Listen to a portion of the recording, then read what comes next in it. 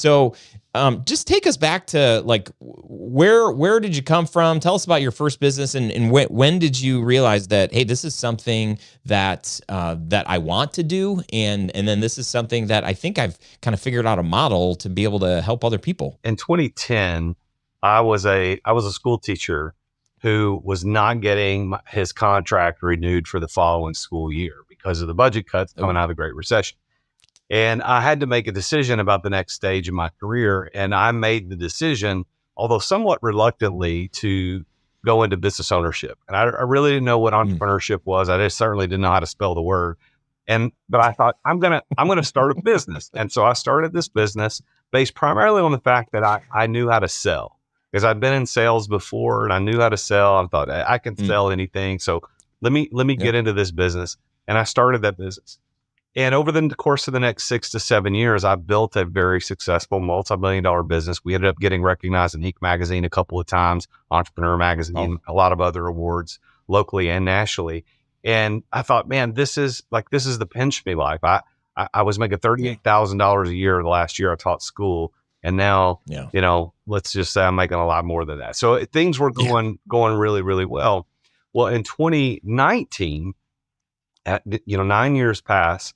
I made a decision to exit for a relationship with my business partner at the time. And that's a whole nother long story that was a big saga. But in any case, that year, 2019, I spent most of that year fighting off what I thought was going to be lawsuits and potential bankruptcy because of that separation from my business partner. Good or bad, or whether it should have happened is a whole other subject. But I was fighting that off. Well, that whole year, I was maybe putting in about a third of my energy into the business. The other 2/3 was trying to keep the business alive by not going in bankruptcy or not being sued, by my ex-business partner. And we got to the end of the year and we lost money for the first time ever in the history of the company. I mean, we were profitable the very first year we opened, and we were a 7-figure bottom line company. We were doing really well. And in 2019, we lost money. And when we lost that money, I was working with a business coach at the time, and I said, "Hey, what happened here?" And he said, "Well, you weren't paying attention and you're the business." And for the first time, I realized that this is not a recipe for long-term productivity and long-term efficiency and long-term success as an entrepreneur. If the business relies on me that much, then this is just a job. This is a really high-paying job. This is not ownership. And that's when everything started to shift for me. It was in 2019. And so take us through, like, what happened? What was next? So I told my business partner, I said, well, or my business coach rather, I said, well, why don't let's just sell the company. Let's just sell it. And he goes, you can't sell it. He goes, the reason you want to sell it is the reason another person won't want to buy it. Those things don't match. And so I had to go kind of internal and think, well, what do I do to get myself out of the weeds of operations? Because I don't want to step back in and have to do 50 hours a week to get this thing back where it goes. And so that's when the exit without exiting philosophy started to become a reality for me. Now, I didn't call it that at first, but over the course of the year 2020, of course, we dealt with the COVID pandemic, that stupid stuff that I still can't believe our whole world went through that crap. But anyway, that's a whole other subject. But that seriously affected us on another level, because we were doing 90% of our work was in hospitals across the country. So that also affected us. But I was committed to not getting back into the weeds of operations. I knew that as an entrepreneur who had been very successful, if I could build a business that didn't rely on me, I would not only have a much more valuable business, but I'd have a much more pleasurable and beneficial life. And so I exited fully in 2020. I stepped away. I was able to transition daily operations to my team at first, and then to another company who ultimately took over everything in the company. And that's how Exit Without Exiting was born, and ended up writing a book about it. So, I would say that a lot of us, you get into video production because you love telling stories and capturing beautiful imagery. And so there's this addiction, and then there's this high when a client says, like, "Oh my gosh, this is amazing. We love this so much." And, or there's more opportunities for just strokes of our ego when the video like goes viral and it's like, oh my gosh, look at all these views that this video that we produced.